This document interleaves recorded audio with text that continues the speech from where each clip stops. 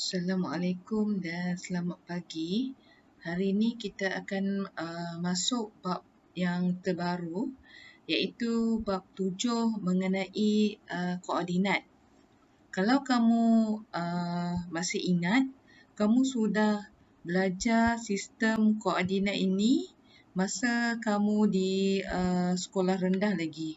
Okey, jadi ini adalah lanjutan daripada tajuk koordinat yang telah kamu belajar dulu. Okey. Jadi di sini cikgu tunjukkan kamu satu satah Cartesian. Kita panggil ini satah Cartesian. Dia ada paksi Y dan paksi X. Okey, ada nombor dan ada grid. Okay, jadi di sini ada dua titik, iaitu titik A dan titik B. Kalau kamu masih ingat macam mana kita menulis nombor koordinat adalah dengan menggunakan paksi X dahulu, koma, diikuti dengan paksi Y. Okey, untuk titik A, koordinatnya adalah 1 berada pada paksi X, nilainya 1. Dan pada paksi Y nilainya 2. Jadi koordinat titik A adalah 1,2. Begitu juga dengan titik B. Kita baca bermula dari paksi X dahulu. Paksi X ini dia berada pada nombor 5. Jadi kita tulis 5, koma, dan pada paksi Y dia berada pada nombor 7. Jadi titik B koordinatnya adalah 5, 7. Okey. Untuk koordinat ini kamu sudah belajar jarak antara dua titik koordinat. Jadi di sini cikgu sudah bagi kamu dua contoh yang paling senang. Okey. Untuk kira jarak antara dua titik, kalau dia berada pada satu paksi yang sama ada mencacang atau mengufuk, kita tak payah kira formula. Kita hanya kira pakai grid. Okey, contoh 1, 2, 3, 4, 5, 6. So, untuk soalan A, jaraknya adalah 6 unit. Okey, 6 unit. Dan untuk B, dia berada pada paksi yang sama. Jadi kita kira pakai petak. 1, 2, 3, 4, 5, 6. Sama juga, 6 unit. So, untuk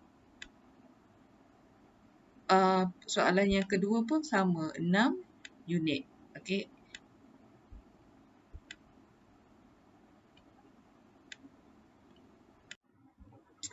Okey, di sini cikgu akan tunjukkan kamu macam mana kita nak kira jarak antara dua titik dengan menggunakan formula. Okey, dalam peperiksaan atau ujian, formula ni akan diberikan.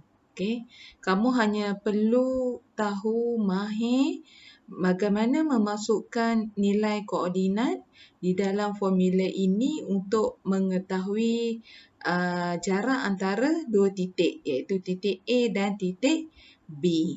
Okay, bila dia tidak berada pada paksi yang sama, kita perlu menggunakan formula. Okay, dia ada formulanya iaitu punca kuasa X2 tolak X1 tutup kurungan kuasa 2 tambah Y2 tolak Y1 kuasa 2. Okay, nanti cikgu akan tunjukkan kamu macam mana nak masukkan nilai koordinat ini di dalam formula untuk kamu kirakan jarak. Okey, kita tengok contoh soalan.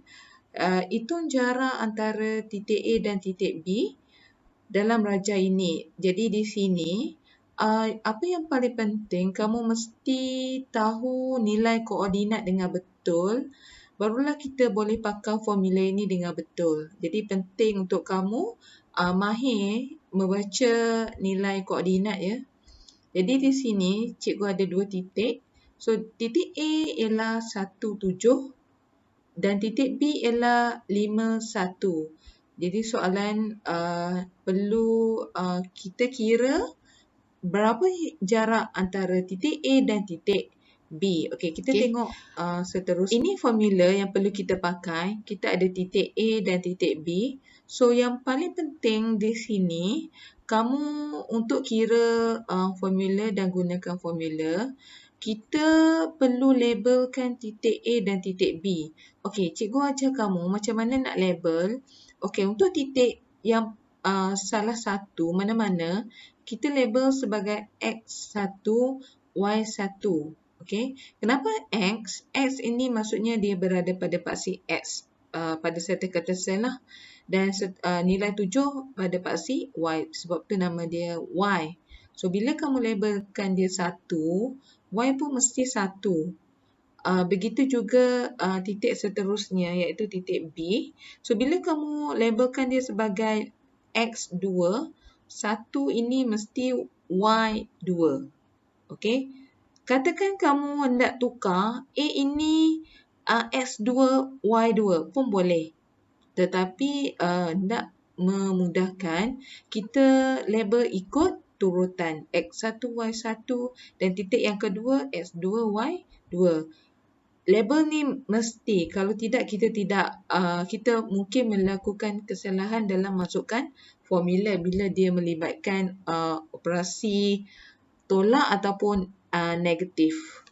Okey, di sini, so ini ialah formulanya. So jarak AB, okey, so ni kita tengok. Okey, S2 ialah 5. So masukkan 5 tolak, operasi tolak. X1 nilainya 1. Jadi 5 tolak 1 tutup kurungan kuasa 2 tambah, operasi tambah. Y2 ialah 1. Jadi 1 tolak. Okey, Y1 kamu ialah 7. Jadi 1 tolak 7 tutup kurungan kuasa 2. Jadi 5 tolak 1 ialah 4. 4 kuasa 2 tambah. Okey, 1 tolak 7 adalah negatif 6 kan? Jadi negatif 6 kuasa 2 kamu akan dapat 36. Okey, jadi 4 kuasa 2 16 tambah 36. Okey, ini punca kuasa. Jadi punca kuasa 52 bersamaan ialah 7.21 unit. 7.21 unit. Jadi jarak untuk titik A dan titik B bersamaan 7.21 unit. Okey, kita tengok contoh seterusnya. Okey, so contoh yang seterusnya kita ada titik P dan titik Q. So ini adalah negatif 26. Okey, dan Q ialah 41. Koordinatnya 41. Jadi apa yang paling penting, pergi label dulu.